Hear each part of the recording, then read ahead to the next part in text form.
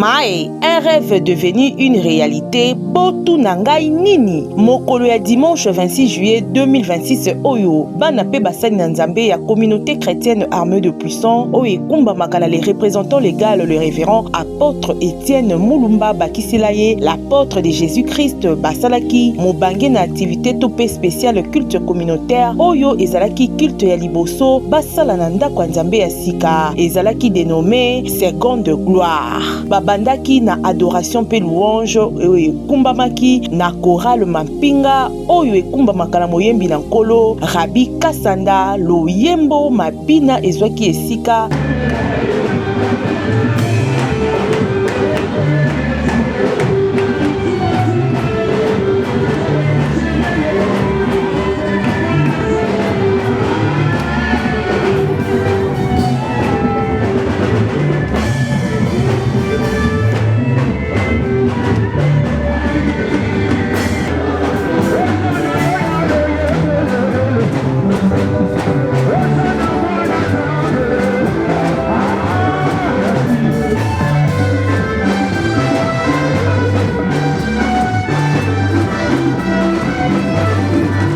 Na kokota na bango na église l'apôtre Étienne Mulumba na apôtre Distel Prorode oyo autaki na mboka Congo Brazzaville. Bana na nzambe ya solo batondisamaki na esengo na sima balekaki na cantique personnel oyo bana nzambe batatolaki bolamu oyo nzambe asalelaki bango na nzela ya loyembo. Peli Soussou, le représentant légal l'apôtre Étienne Mulumba azwaki maloba pona ko présenter moté ya mokolo oyo ezalaki bongo l'apôtre Distel Borode oyo autaki mboka Brazzaville ayebaki kote ya bana nzambe na mama na likambo la seconde gloire oyo sous-thème ezalaki entrer dans la seconde gloire. Ouais, sous-thème donc maman na likambo à ma prédication na maté na mai je dirais entrer dans la seconde gloire. Kota nankembo ya bibale. Puisque ça ne se force pas. Pour bâtir quand vous dans la classe, les mains de l'éternel Dieu. Attends ensemble. Jésus dit dans l'Apocalypse. L'Apocalypse. Voici je me tiens à la porte. Alors dit la télémine n'a écouté et je frappe.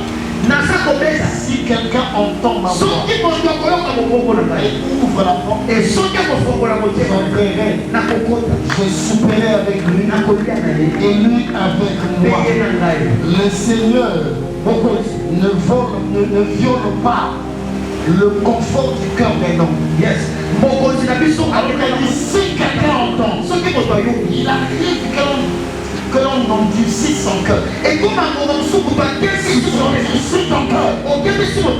refuses de l'entendre. Alors tu n'ouvriras pas ton cœur. Dans la Bible, j'ai du mal à retrouver dans la Bible les mains de Dieu. Quand je vois la Bible me dit la main de Dieu. Alléluia. Et quand je parle de ce que quand je lis cette main, la Bible l'appelle la droite triomphante. La Bible dit la gauche triomphante. Humaniser Dieu. C'est une erreur grave. Dans son humanité, tu verras un Dieu manchot. Il a caché une seule main. La main de l'éternel. N'humanisons pas Dieu. Aimons Dieu dans sa divinité. Dieu te fait comprendre. Lorsqu'il te répond par la prophétie, il te répond pas par la prophétie. Il te répondra par les faits. Après ce que sa bouche déclare, l'accomplissement qui est plus heureuse. Les Philistins sont arrivés. Dans la première maison, les Babyloniens sont arrivés. C'était encore plus grave avec les Babyloniens. Comme Nabucodonosor. Oh, à Jérusalem. Il brise les tombes de Salomon. Et les anciens de Chute Ataki Bayuda. Comme esclave. Il les déporte à Babylone.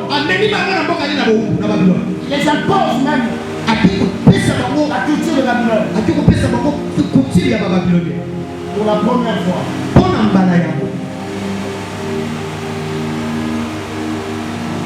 Le temps si cher à Salomon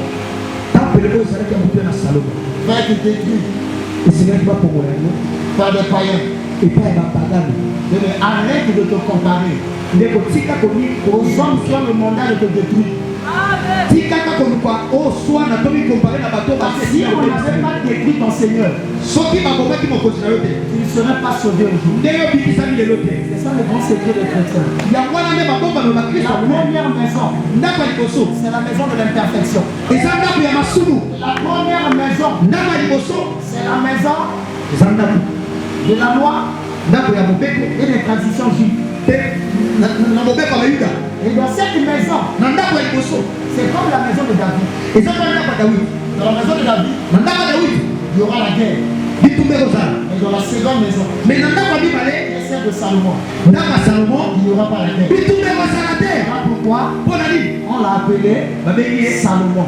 Ce qui veut dire pacifique. Quand David veut bâtir la maison, Dieu refuse.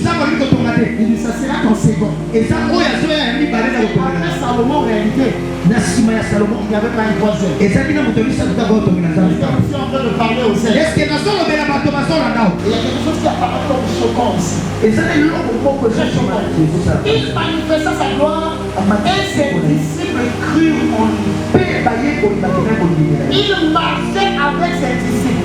Il a été invité en noces avec ses disciples. Mais le verset 11 nous montre ici que ceux qui marchaient avec Jésus ne croyaient pas en Jésus.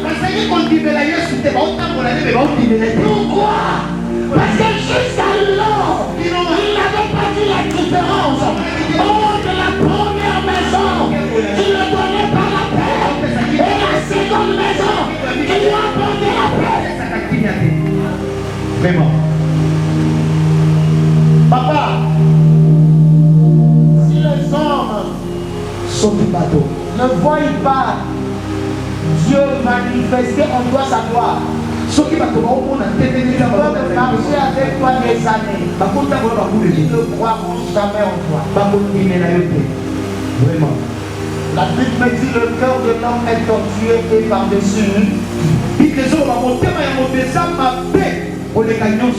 hommes de nous souffrons beaucoup lorsque nous forçons les gens à servir Dieu.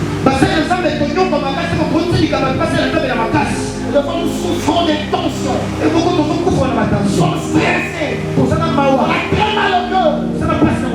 Et des fois on développe des gastrites, de l'estomac. Parce que c'est toi qui as cru.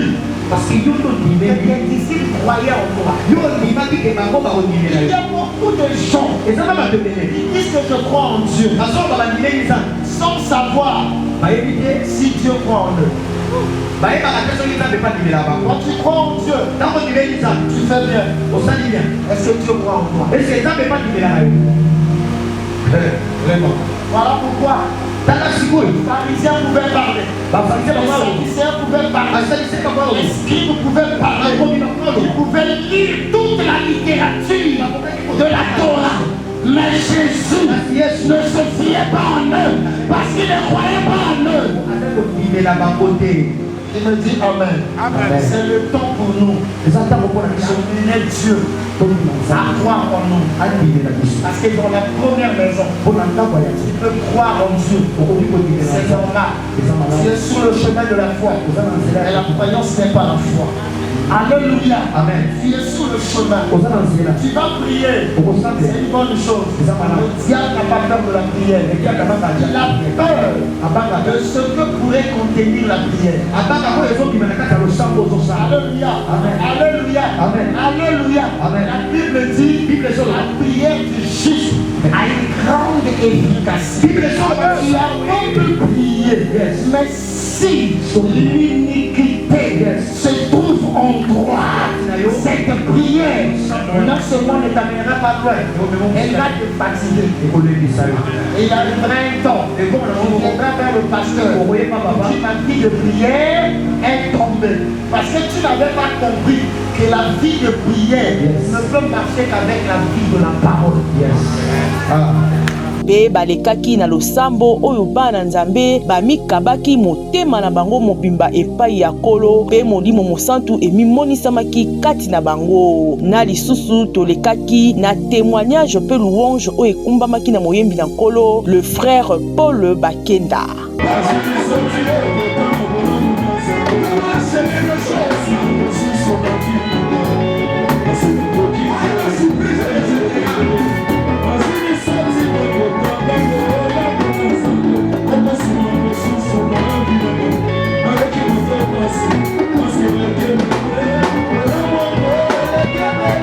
Nasuka na Manso, le représentant légal, l'apôtre de Jésus-Christ, apôtre Étienne Mulumba, alobaki boye. Karamoni mosala na kumisi nzambe makasi parce que tango moto azali komona bambuma oza komona nzete eseyi koyeba ete nzete ememamaka na baracine.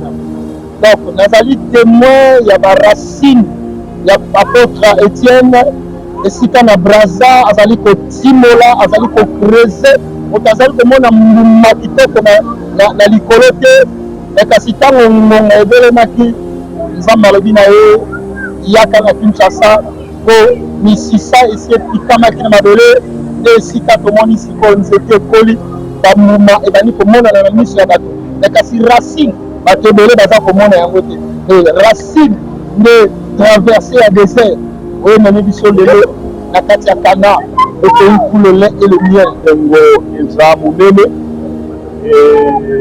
naza komona komo ndoto ezobima kati na ndoto ekomi kolata nzoto eloko esanga lisusu esengo ya komona ndeko na ngai l'apôtre Rode mpe na nini shwa na ye comme orateur na culte ya lelo na bisika oyo parce que aza parmi basali na Nzambe oyo Nzambe alobelaki ngai pendant que de moment oyo meme ngai moko nakokaki kokroire na ngai te mais lui avec sa femme bazalaki toujours koencourage ngai bazalaki komona kati na ngai biloko mosusu o ngai moko nazalaki komona te alors ntango namoni yango kokokisama j'avais jugement de azala orateur ya liboso ya kofungola na kati ya adresse oyo Nzambe apesi biso. Nzambe asali mosala monene elongo na mosali na ye et je rassure le peuple de Dieu eza ekandeli po bilaka na biki eza ebele eza na Nzambe kosalema na mboka oyo mpe libanda yango.